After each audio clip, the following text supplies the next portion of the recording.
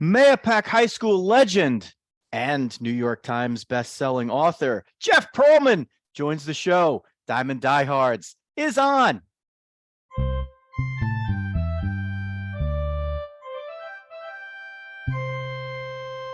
Joe Rizzo here, bringing you Bo today.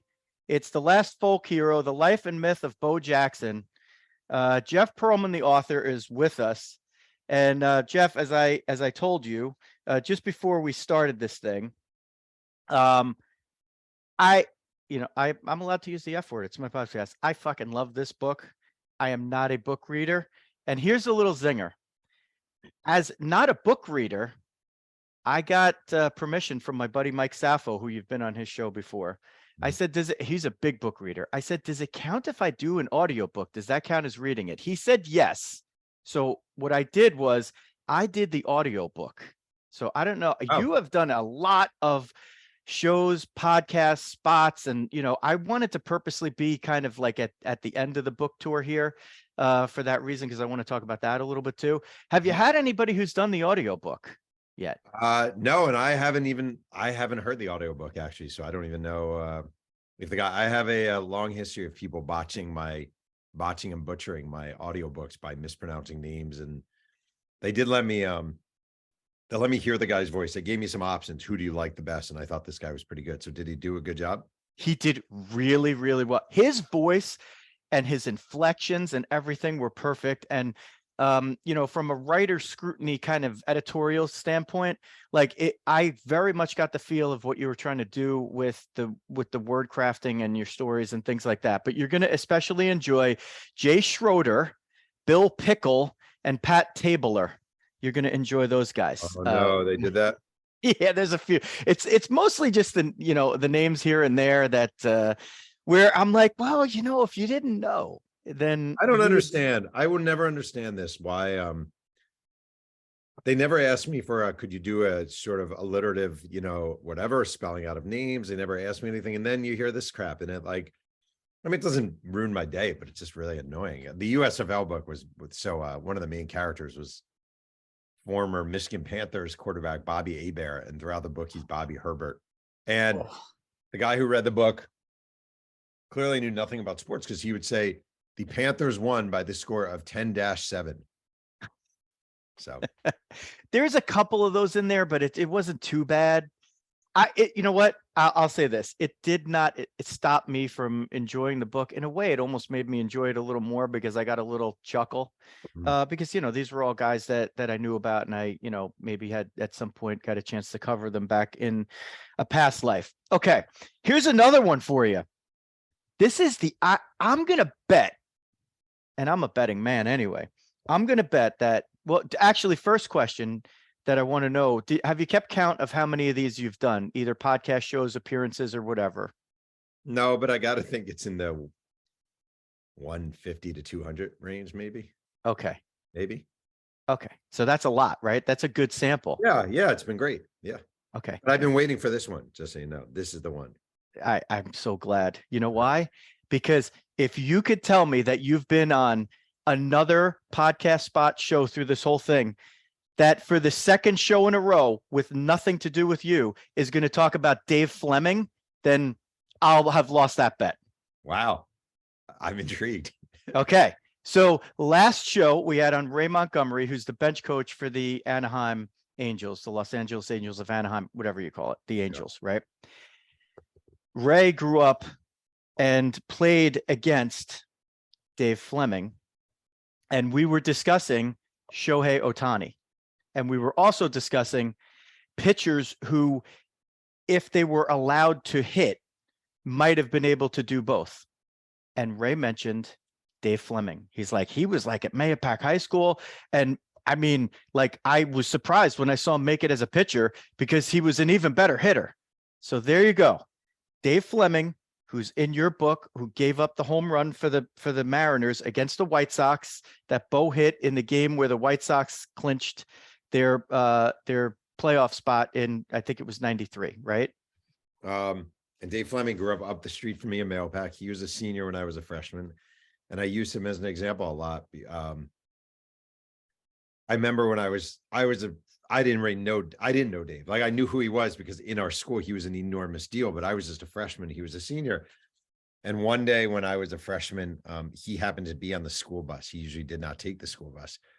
And I remember being on the bus as a freshman, and I asked Scott Wunderlich a trivia question, which was who led the Rams in rushing in their Super Bowl loss to the Steelers. And Dave Fleming turned around and said, Wendell Tyler.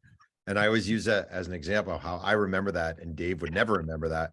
How when I write books like this, like the reason you call everyone is because some guy who was in camp with the Royals, Bo Jackson probably wouldn't remember, but that guy is going to remember his one interaction with Bo Jackson. And that's an amazing story. And I believe, is the name Mike Abbott? Was he the best athlete growing up? So have I done my homework? I'm trying to prove myself. This is a big deal for me to have you on, and I want to prove myself that I did some research here. Yeah, so Mike Abbott. Mike Abbott was the Bo Jackson for about 4 years in Mahopac in my age group, where he was bigger, stronger, faster. Everyone was afraid to face Mike Abbott. And then we all caught up to Mike Abbott size-wise, and Mike Abbott was no longer. Mike Abbott became Bill Pecota. Which is still pretty good. Yeah, I'd take being Bill Pecota right now, probably. Okay, so we did our little our little digging there. That's our version of it, man. The tireless work that you put into this book is so impressive, and I appreciate it so much. And look, I'm making no bones about it. I'm doing a half-hour, 40-minute commercial for this book, because if any of the people who follow here don't get a hold of it and check it out, whether you know who Bo Jackson was and you lived through it, or you have no idea what we're talking about, just go get it, right? Or do the audiobook like I did. You dug and dug and dug and dug, and you make so many of these stories. You've told them on a lot of the shows. I can't say I've watched 150, but I probably watched 20 of them that you did. And the exhaustive research is so impressive, and it really crafts the story of Bo Jackson from his formative years all the way through his later day. You've answered the question here a million times. What made you do it? It's Bo Jackson. He's a pretty prominent guy.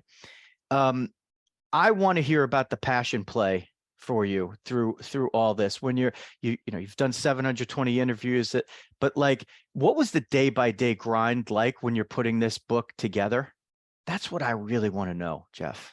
Yeah, I actually appreciate that question. It is, it gets to the point where all you're thinking about, 90% of your day is Bo Jackson, and you are obsessed with details and finding little details and finding little nooks and finding little crannies. And it's not enough to know that he grew up in Bessemer. You need to know that he grew up on Butler Avenue, and you want to know, was that a dirt road or was that a paved road? And you want to know who all the neighbors were, and you want to know what the neighbors did. And you want to know what his relationship with the neighbors were, and you want to know what his house looked like, and you want to know what the paint smelled like, and you want to know if it was on a dirt foundation or a cement foundation, on and on and on. Like, you get really, really, really, really, really obsessive. And for me, I hate the feeling of like, oh, you left something on the table. Like, I really hate that feeling, or you're just going to let that go. Like, I do not enjoy when I'm going through the book toward the end, and I have like TK stands for to come in journalism. You probably know that, TK, and you put it in places instead of like an X or something, because TK you can search quickly, and you'll have like a TK Corvette, and you want to know the color, TK color, or I hate when those go unfulfilled and unanswered, and inevitably some of them do, and nobody even notices, but I hate it. So really, like, I spend those 2.5 or 2 years tracking people down, reading every article I can find, interviewing people, connecting the dots, traveling when I can, and just obsessing over this subject. And the funny thing is, like, I'm obsessing over Bo Jackson, and he barely knows I exist. It's a weird dynamic that, like, you obsess over a person and that person doesn't give two shits that you walk the planet. Yeah, that is amazing. I don't think people necessarily, until they think about it, until they hear something like this, I don't know if they understand that when they're just reading a book, especially the people who fire through books and are avid readers. It's like, okay, they just have an expectation. When, you see Jeff Pearlman's name on a book, you just expect that it's going to be, these great, deep storytelling, and, they don't necessarily understand or appreciate just like how very difficult that is. And it's difficult to stay, even concentrating on that, because you have always all these other things going on in life, right? And you're trying to think about, how am I going to get to Bessemer, Alabama? When I walk, listen, I've never been to Bessemer, Alabama. I've seen videos. Like, are you worrying for your own safety when you're walking around that part of Bessemer, Alabama? I mean, that's not the, that like, how do you just gloss over that? Like, how does that go? Right. An interesting question. I actually had this discussion with my mom. So my mom, I grew up in a very white, very conservative, very sort of rural town about an hour north of New York City, Mahopac, home of Dave Fleming. And my mom was a probation officer, and my mom was tough. And but somewhere along the line, I just kind of learned to walk through my fears and walk through trepidation. It doesn't mean you don't have it. It just means you walk through it and you find a way. And the other thing is, like, I just remember being a kid. This is hard to explain. Like, I go to Bessemer, Alabama, and where he grew up, just an example, the street he grew up on is in not a great part of town, not a super great part of town. It's probably 99% African-American. It's the deep South. This is not my turf. Like this, it's just not my familiarity from where I grew up. But like, I just relish the opportunity to talk to people from different walks of life. Like, I love it. I do. I love it. I just love it. It's my favorite part of this whole thing. I love walking the street in Bessemer, Alabama, and knocking on the door and talking to this woman. Oh, it's probably 78 African-American cats all over her porch. Her house smelled like cherry. Like, I love talking to people like that and being like, hey, I'm this writer and blah, blah, blah. And I have a book with me. And I've never in my life, and I've been in some, really bad neighborhoods and really places I'm unfamiliar with. I've never felt threatened. I've never felt really particularly nervous. Like, I just think people genuinely are decent. And if you go face to face and you explain what you're doing and you come off as sincere, I don't know. I get nervous about knocking on doors because you never know who's on the other side. So that moment is nerve wracking. But the idea of like being in different communities in different parts of the country and talking to people and engaging with people, I live for that. And I just want to say, like, a lot of people I grew up with stayed in that little town and stayed in those little cocoon communities. And to me, it's just a shame. Like, I love this. Like, I do. I love this. I love going up. I love going to 99% African-American Bessemer, Alabama in the heat of the summer and knocking on doors. And I know it's a long winding answer. I love that stuff. I love it. I mean, you that's one of the things I love. Like, to me, there's a beautiful story in average people. And somehow you find a way to find the main subject, which everybody wants to write or read about. But I just love the fact that you find all these people, you give us, a couple of sentences about who they are and the story they tell. And now I feel like I have a connection to them. Right. Like, well, I just want to say, I actually don't think, like, the term average people, like, I don't think anyone is any more or less extraordinary than anyone else. Like, Bo Jackson is famous because he did 2 sports at one time, but maybe the 78-year-old woman with the cats put 5 kids through college, and that's just as extraordinary, if not more so. So I do believe everyone has a story. Everyone has an interesting story to tell. I always would rather, given the choice, sit down with the firefighter than the baseball player. I don't know if anyone's buying that book, so I'll write about the baseball player, but I do like finding the different people who satellite that person's life. Yeah, I love it. And so you were talking about that with your mom, where you're wearing the tie that she made you, that you wore on the Rich Eisen show, that he had to tie for you. She hates that I wear that tie. I dedicated the book to my mom. I wore the tie for my mom, and she's kind of like, my mom is a reluctant. She is not like when she's mentioned or stuff like that, but I do it to torture her. Yeah. Oh, there you go. Hopefully that gets mom to watch this one. Yeah. So listen, there was like a 95% chance that when you were knocking on those doors in Bessemer, they just thought you were a Bible salesman, right? I mean, that's Usually you're a Jehovah's Witness, yeah. maybe a police officer, maybe you're a political consultant, knocking on doors.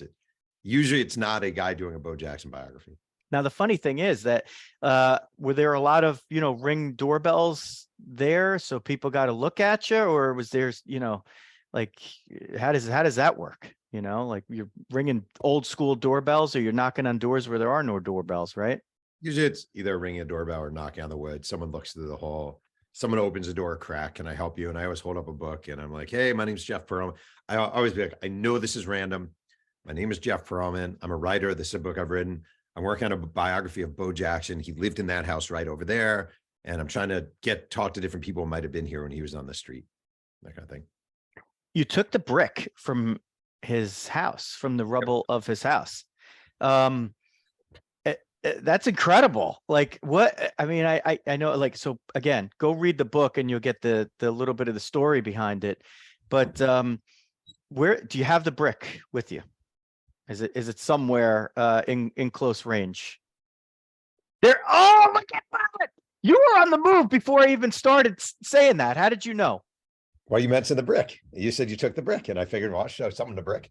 Brick is sitting on my desk in my office in California. Okay, so for those just listening to the audio, well, we explained it, and go watch the video because Jeff has the brick from Bo's house where he grew up. I saw a video. So one of the things, now again, you've told a million stories from the book on your tour.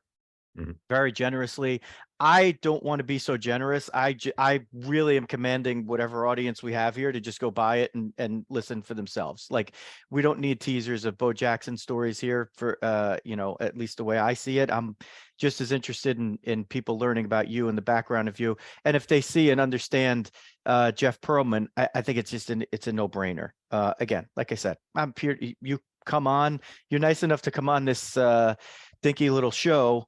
I'm buying your book and I'm making other people here buy it. So, but I do want to say, I'm being sincere about this. Like, it's always funny when people say he's nice enough to come on today. He's nice enough. And like, I'm literally the guy promoting the book. So you're doing me the favor. I'm actually not doing you the favor. So when everyone's like, oh, thanks for giving some of your time, I'm like, well, you're doing me the favor. Like, I'm not really doing you much of a favor. So, well, the dynamic there, listen, though, the dynamic is there's give and take. This is a small podcast. This is not, this is not the. Wait, I was told this is the world's biggest podcast. Well, to me it is.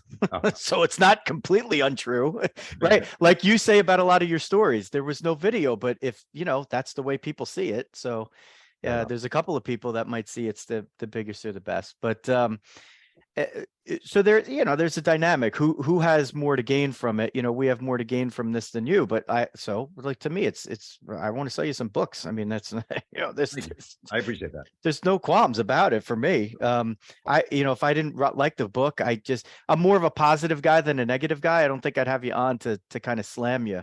Yeah. I want to have you on because I really, really enjoyed it. Thank you. That being said, we're going to talk about Bo's adopted hometown of Burr Ridge, Illinois. Okay. Did you go to Burr Ridge? I did not. I would have gone to Burr Ridge, but because of COVID, my travel was very limited. Okay. You want to hear something crazy? Dave Fleming lives in Burr Ridge now. No. Yeah. This is more close to home for me. Okay. I've been to Burr Ridge many times, even though I am born and raised in New Jersey and I went to school in the Bronx, so I didn't go to school there or anything else. I have 5 brothers and sisters. I have, had 2, but now one, just only 2 first cousins. So I have more brothers and sisters than I did cousins, and one aunt and uncle that, at least that I was in touch with. And can I tell you, they lived at that point in Burr Ridge. So I'm reading the book and I'm like, oh my God, Burr Ridge, like this is so funny. Did you know the Dove Bar factory is in Burr Ridge, Illinois? I did not. I was going to ask if your uncle was Bo Jackson. He wasn't. No, he wasn't. But he was. Yeah, I did not know that. My uncle Al was a brilliant. He's no longer with us, but he was a brilliant man. Their neighbor to the rear was Herman Franks, who managed the Chicago Cubs in the 70s and That I knew. is Yeah. in the Willie Mays documentary from his time with the Giants, the recently put out Willie Mays documentary. So I have the connections there to Burr Ridge. Another connection. You ready for this one? Yeah. So you interviewed Kevin Walker for your book. He was the gentleman from the Cincinnati Bengals who made the tackle. He's basically the only person ever to catch Bo Jackson from behind. And you did a brilliant job painting, you know, how, like, where Kevin came from and things like that. I am very good friends with Kevin Walker's brother, Bob. Wait. So I worked with Bob for a long time, and we're still in I touch. just emailed Kevin Walker, exchanged emails with him yesterday because I said, "Have you seen the book?" And he said no, and I said, "I'll send you a copy." So there you go. So there you go. So we got a lot of connections here. So my next book, I should just tell you now, is the Bob Walker story. Excited. We are. Yeah. Can I read that one? I promise I won't botch the names. I don't know if you like. I want to see if I could get a blurb from you for the book jacket. I know Bob; he's a good guy. Yeah. Oh, that's yeah. Of course I do that. And you could come on and we could sell 20 of those too. While we're at Bob Walker. Don't call me. Yeah. Okay. So getting back to the research stuff, what I was so impressed with was, you got the absolute treasure trove. You know what I want you to, and again, I know you've said this in other interviews, but the fact that you got from the Bo Knows Bo book preparation, Dick Schaap had all of his notes and all of these audio interviews with Bo from the time Bo was like 28 years old in 1989, 90. And like, how did you even discover that existed, Jeff? Like, that's amazing. Someone from Auburn, I forgot who it was. I'd contacted the Auburn Library, and someone there said, Dick Schaap donated all his materials from that. And I said, wow, is that accessible? And he said, yeah, it definitely is. And, if you pay this amount, whatever it is, a standard fee, we'll copy it all and we'll send it to you. So literally a couple of weeks later in the mail comes this big box, and it's all the transcripts, which are typed out by Jeremy Schaap, Dick's son, and a drive with all the tape recordings. So hours and hours and hours of Bo Jackson talking with Dick Schaap. It was maybe the best find in my career writing books. Got to be up there. And you're able to take that and use your 700 plus interviews and just add that extra little bit where you're talking about, you have an interview with somebody and then you have something in there where Bo talked about the story that you're talking about. I mean, have you ever had such, I mean, serendipity? Is it serendipitous or, I mean, is that even the word? Maybe it is. Like, you didn't know about that before you started the project, right? No, I had no idea. That was the greatest moment of serendipity I've ever had as a writer. Yeah, it was ridiculous. It actually was ridiculous. And I think one of the interesting things that I discussed after receiving it, okay, there's a lot of material in there that Bo did not use in his book, right? And I'm sure it was deliberate. Like, he didn't talk in his book much about having an agent in college when you're not supposed to have an agent. He didn't talk about getting paid. He didn't talk about he talked about beating up a teammate or getting in a fight with a teammate, but he didn't go into the details in his book, which is Kevin Seitzer. So then you ask yourself, I mean, briefly, is it morally okay to use this stuff considering he put it out there and then didn't use it? And then I thought, well, it's literally accessible to anybody. It is a publicly available, the material is all publicly available in the library of a public university. And I also thought enough time has passed. Is there anything in there that's so, salacious? And there really wasn't. It was more just great, great, great detail. That is phenomenal. If you found out that something else existed like that about another person that you might have been interested in doing, would that make you want to write it? Like, say you knew that existed, would you have gone through the material first and then decided to say, well, we could write a great book on here? It's almost like if it didn't work out the way that it did, I feel like, I don't know, it wouldn't quite be the same. Well, no, I'd still do it. It's more like there's this moment, you're digging. Bo kind of gives you the cold shoulder. You're a little discouraged, blah, blah, blah. And then this this just bright star shows up and you're like, oh my God, I can't believe this exists. I can't believe this is here. I call it a lot of my friends who are writers, and I'm like, you're not going to believe this. You're not going to believe this. And, it just is very lucky, or very poor. I had no idea it existed. So I got very lucky that someone at Auburn had the wherewithal to tell me there's this thing you might be interested in.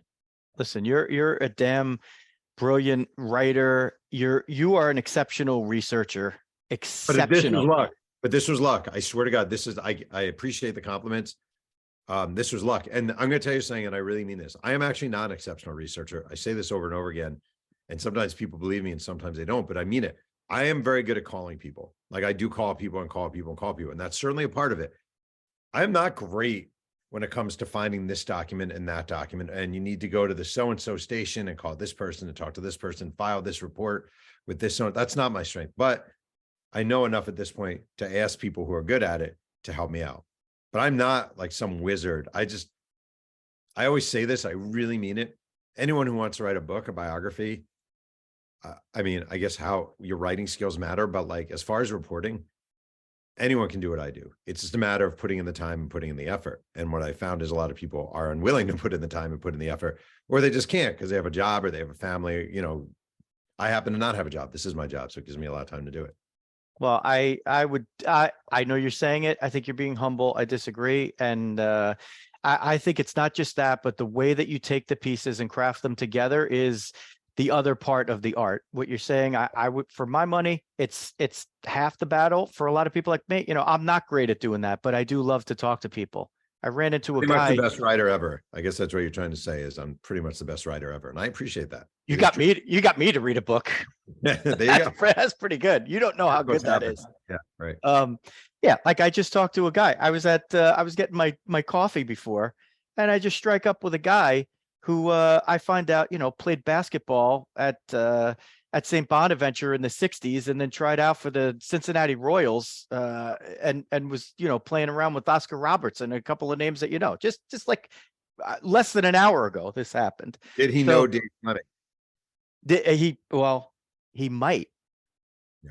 He might know, but I can neither confirm nor deny if he actually does or not. But he could.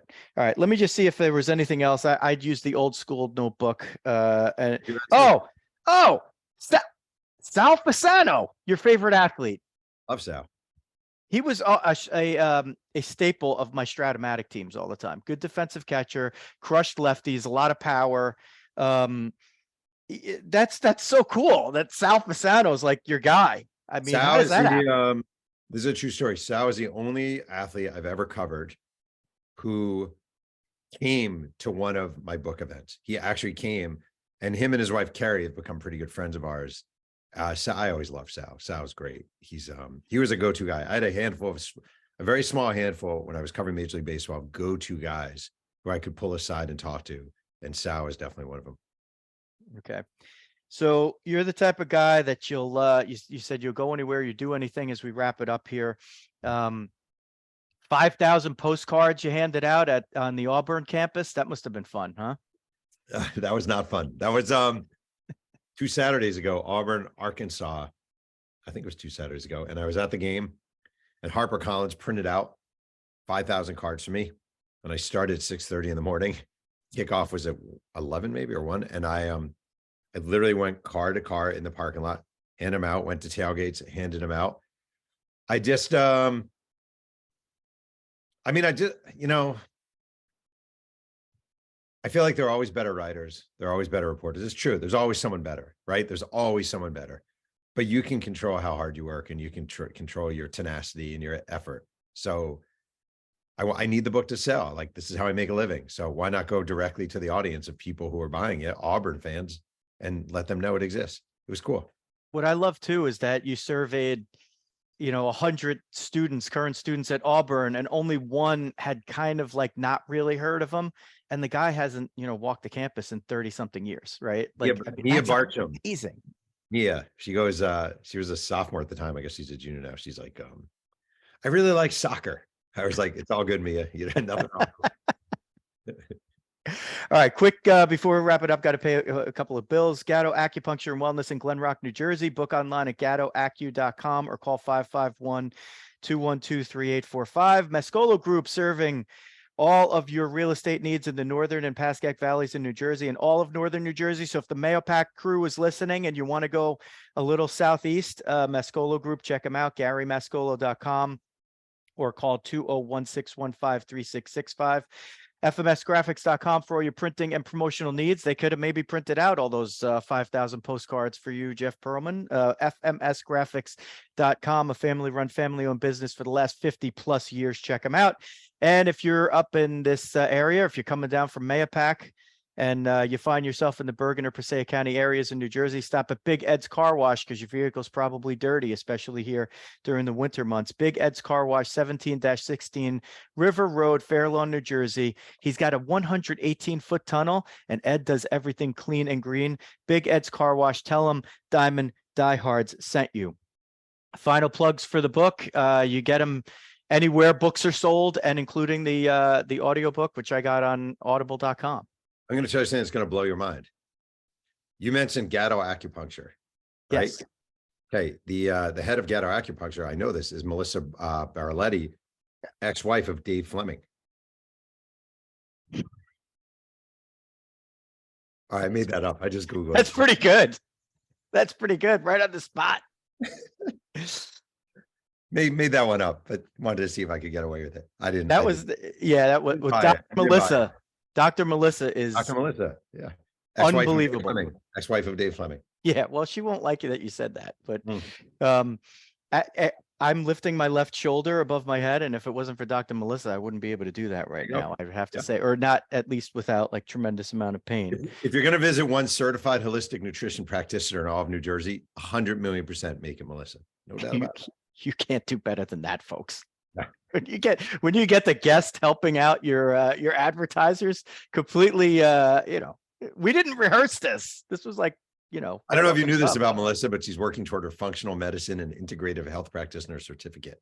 So there is a video out there where I went in and she's got some like Chinese lettering on the wall. I'm like, oh, what's that? And she told me exactly what everything meant. I'm like, oh, whoa, boy. Okay. Like I'm like putting you on the spot right on the video. So there's that. That's a cool video. So if you do want to learn more and, the next time you come out here, you can, we'll get you hooked up. All right. I appreciate that. Plug in your book. Go ahead. I'll let you do the last plug. So we're not here talking about Melissa anymore, who, by the way, also does micro needling, but the book is available at Amazon, Barnes Noble. You can follow me on Twitter at Jeff Pearlman. And I worked hard on this one. It's a wonderful holiday gift, my publisher says. So there you go. It really is. I have a lot of, I've been doing commercials for your book for the last like 3 or 4 shows since I started reading it. It's a big deal to get me to read a book, Jeff. I thank you for all of the hard work and the time that you put into it.